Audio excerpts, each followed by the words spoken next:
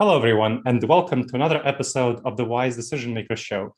Today, we have a special guest for you, and she will introduce herself momentarily. But as a reminder, my name is Gleb Tsipursky, and I'm the host of the Wise Decision Maker Show, where we help you make the wisest, most profitable decisions.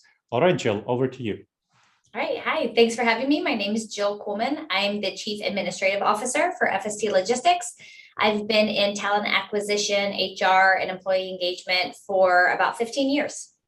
Excellent. Thank you very much. So, what we discussed prior to the show, the first question we're going to talk about is what problems, expected and unexpected, have you been encountering as you're transitioning to a new normal, both in the early stages of the pandemic and now that we're hopefully getting out of the pandemic, and in a few months, hopefully within the next year, it'll become more of an endemic situation.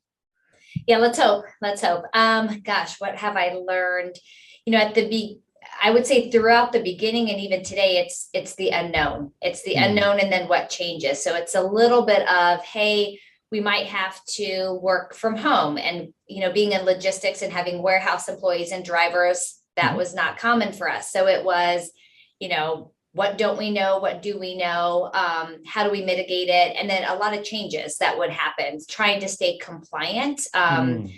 We would watch, DeWine, and then we'd say, oh, we have to go get thermometers because now we have to temperature check. And lo and behold, there were no thermometers to be found, right? So we'd have to constantly pivot. We got pretty good with that. We found that our employees appreciated the transparency, quite frankly, of, hey, we don't know what we don't know. We're learning as we go. I would say now it's a little bit of the vaccine mandate. Are we going to have to require it? What's our stance on it? What if it goes through? What will we do? What if we don't? So in the backgrounds, we're always just kind of talking about it, planning for it. But we've also let our employees know that we're not going to mandate unless it's mandated to us. Where our plan and our strategy has always been to educate our employees, give them the resources available. We had vaccines come on site for those that wanted it, but it's not required unless the government requires us. So it's a little bit of the unknown, and it's just constantly planning for it and then replanning for it. Thank you. Now, from your and my conversations, your organization's employee-owned organization. Can you tell us a little bit more about that, what that means, and how this impacted the way you approached the pandemic? Yeah, actually, so we are 100% employee owned, so a full ESOP. That was the founder of the company, how he wanted to kind of transition. What that does is it makes every employee an owner, a stakeholder. And statistically, ESOPs fared better and laid off less employees, than those that were not employee owned. Reason being, culturally, employee owned companies tend to want to dig their heels in, do what's best for the company. There's a little bit more investment because we get valuated every year, issued a share price. That share price gets distributed to all of our employees. So when we talk about ownership and entrepreneurship, it's extremely real in our environment because we truly are employee owned, 100%. And I know that another dynamic that's been going on with you is you've been going into the pandemic with a little bit of upheaval in the organization. Can you tell us a little bit more, to the extent that you're comfortable, about that and how that impacted the way that you are approaching the pandemic? Yeah, we went through quite a transition coming out of 19 into 2020. 2019 was probably our toughest year. There was a leadership change. But really what was uncovered with that leadership change was less about the leader and more about the processes, structure, lack thereof, a lot of tribal knowledge. So a lot of things just kind of unraveled. In hindsight, great thing, probably the best thing that could have ever happened to us.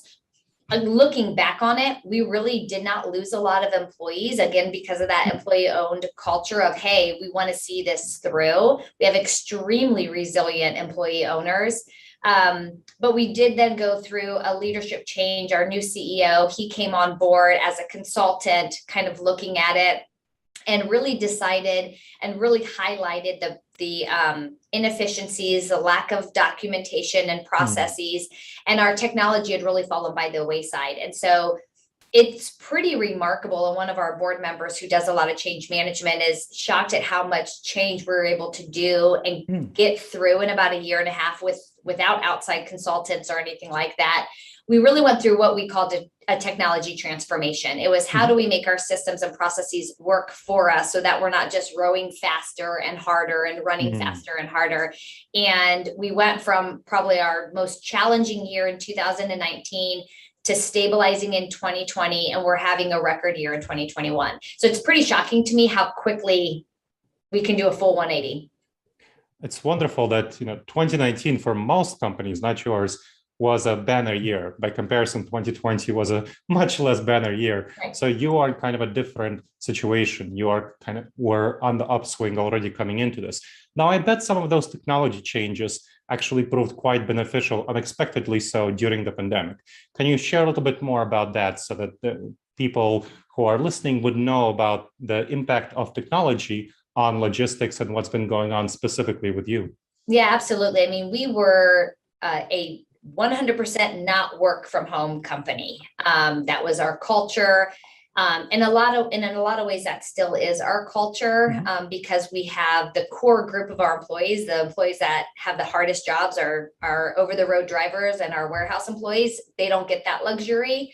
But we certainly did have to pivot, and we had to really encourage working from home. We had to encourage people to stay home when they're sick. As employee owners, sometimes they just want to come in and say, I can grin and bear it. And that's not what we encourage. But we were able to very quickly, with our technology upgrades, take hourly employees that don't have laptops, they just have desktops. Our operator that handles the whole operator line, we were able to get them working from home in a very short amount of time, where they could travel back and forth. So they had work from home capabilities, but we're also able to come into work once we started doing more hybrid, with very little business interruption. And that was our technology solutions group, just being, reliable and adaptable, and our employees as well. So we were able to disperse relatively quickly and with very minimal disruptions, but then we were able to start doing that hybrid versus, everybody all has to come back in at once. It was never an all or nothing. We were able to kind of mitigate that a little bit. Okay, great. So those technology unexpectedly helped you in that way. So thank you for sharing that. Now, you had to have a number of mindset shifts and changes, both for the 2019 transitions and then with the pandemic. Can you describe those for us a little bit? You were talking about systems and processes, but there were also culture shifts, sounds like. So help me understand those. Yeah, we had a lot of, honestly, when we look back with COVID, probably our biggest challenges was employees, the varying reactions to COVID. We adhered to all the policies and procedures. We wrote all the policies, pushed them all out. We followed all the guidelines mandated. But it was that the fear and people's varying reactions to fear. So some people were like, oh, it's okay, and I'm not going to get it. And some people were like, it could be sitting on this cardboard box for weeks on end, and I could walk by it and get it, right? And so it was a lot of that caused the most disruption. And the best thing we found was face-to-face conversations, lots and lots of communications. We actually did a town hall after hours and encouraged employees to bring their family members online to answer questions, Q&A, how we're keeping employees safe, what's reasonable to expect from a company to keep employees safe, and what's reasonable to expect of employees to keep themselves safe. And, working from home being temporary, what the expectation when we sent them home, it was always, this is temporary.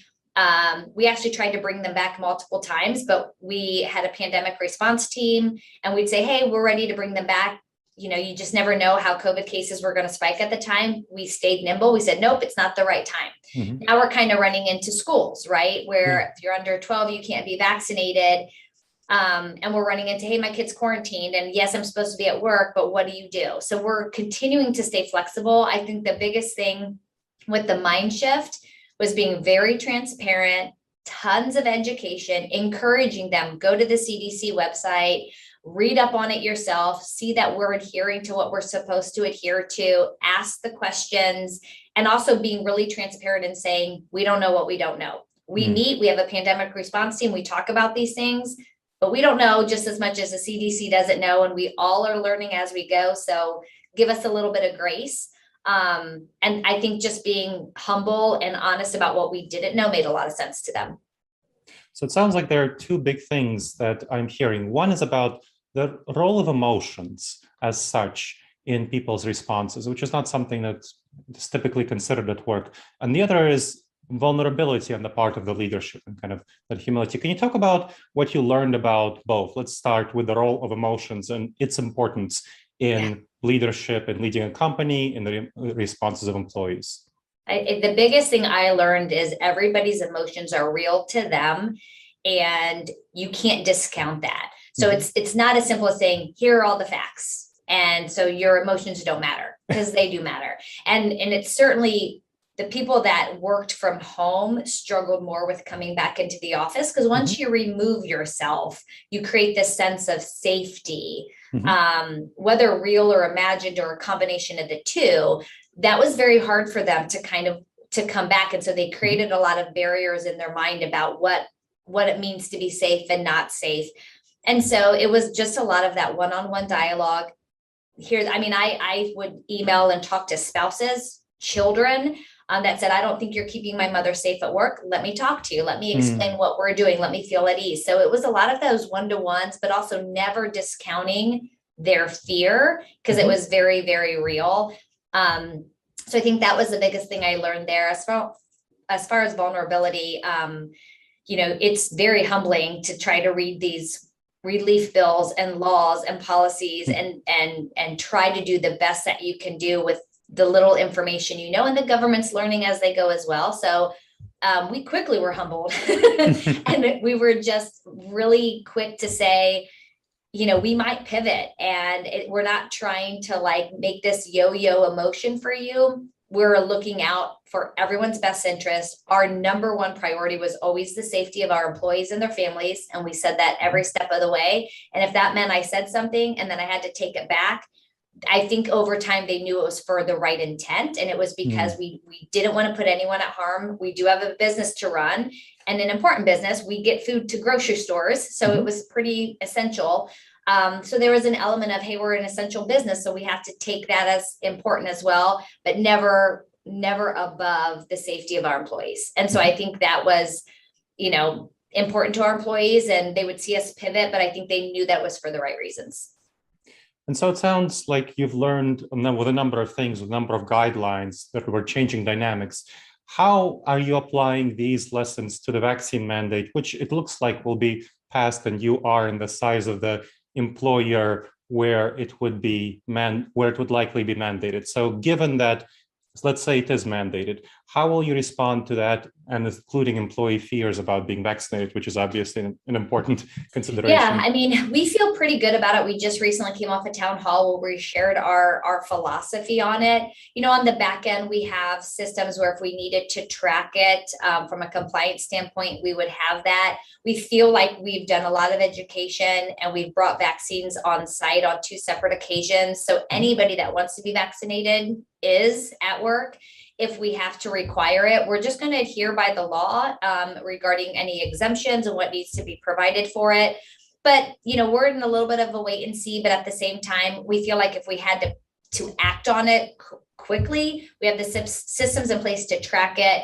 And I think our employees are kind of used to, hey, we've got to pivot and go this manner. And we would have everything in place as far as people that might require an exemption, and then people that might require it. And we would just kind of go from there. Excellent. So what kind of challenges do you see remaining, major ones, as we're coming out of this pandemic, hopefully, as we talked about within the next year, for FST Logistics? I labor, you can't not talk about logistics and supply chain and talk about labor. And, COVID exacerbated the potential great resignation and the labor shortage. But at the same time, we also had baby boomers we knew were retiring. We knew that was going to happen. We knew it was going to create a shortage. And I'm not sure that we all effectively planned for that. And then you have COVID hits and people are like, well, I'll just retire early. CDL drivers, there's a lot of regulations with drivers entering a clearinghouse that they didn't want to do. Drivers have been exiting the industry faster, and these kind of things exasperated it. So I think that's going to be a challenge. I think and as an organization, we talk about it all the time. How can we effectively attract, but most importantly, retain our top talent and our employees?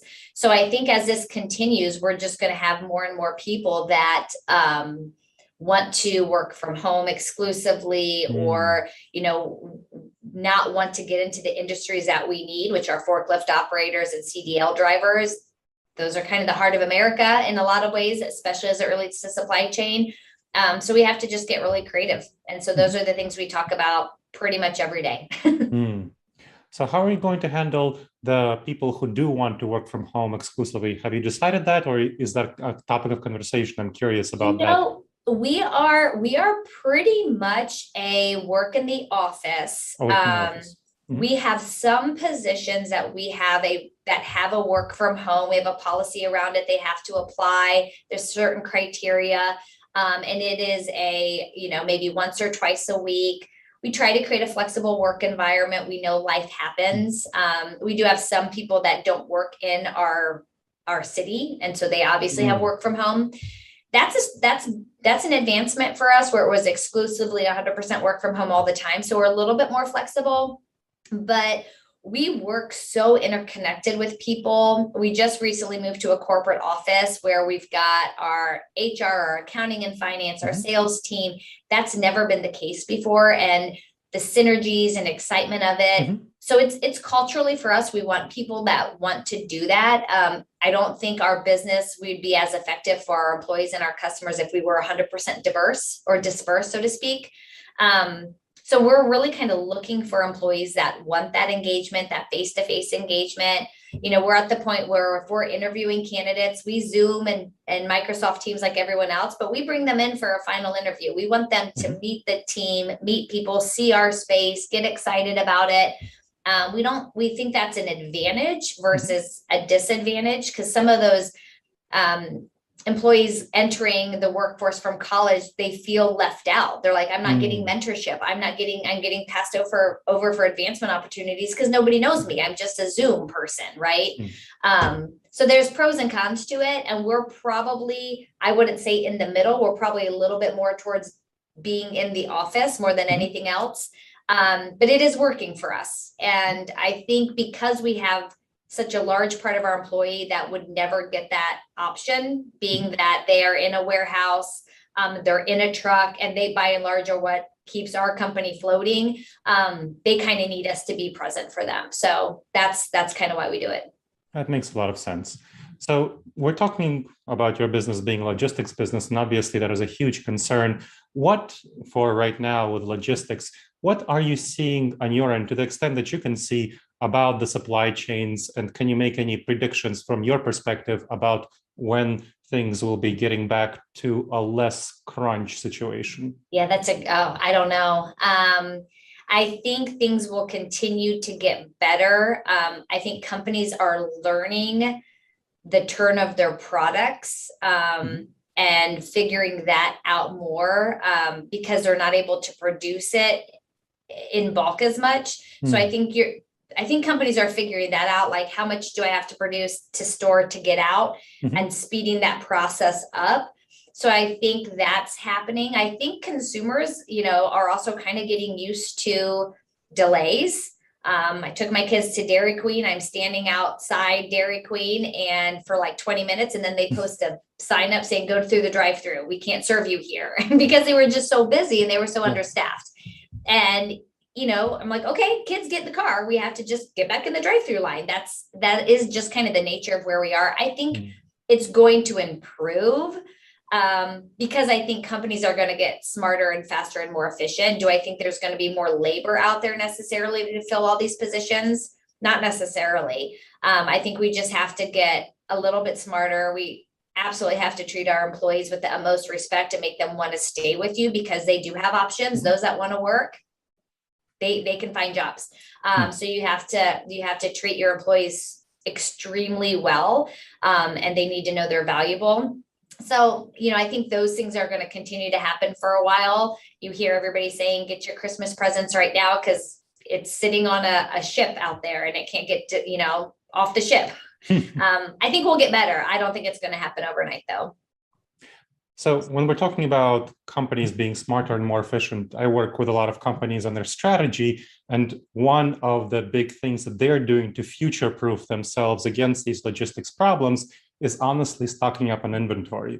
So stocking up on inventory, they're kind of going the opposite route of being, efficient or in the moment, or on the moment delivery. They're stocking up their inventories is what I'm seeing. And you can tell me if you're seeing that. So I want to hear if you're seeing some of that, and also more broadly, what steps you're doing as a company to future-proof against those potential future threats and also to seize opportunities. Yeah, I mean, in our world, we're not necessarily seeing the stocking up because there's such a shortage of labor baking the goods that we store. So we're actually seeing it kind of turn faster than storage.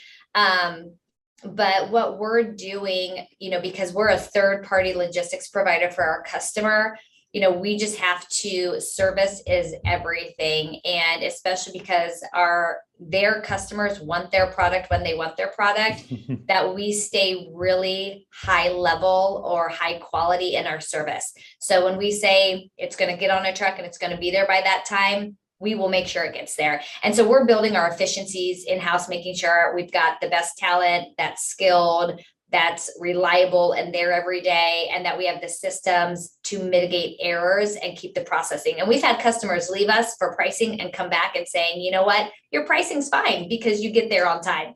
And we want that more than we want cheaper. We're not we're not the cheapest provider, but we're a premium kind of white glove service. And that's what we're staying focused on. So it sounds like staying focused on your brand, being a white glove service, and really making sure that quality is what happens, even if you're a little bit higher price provider.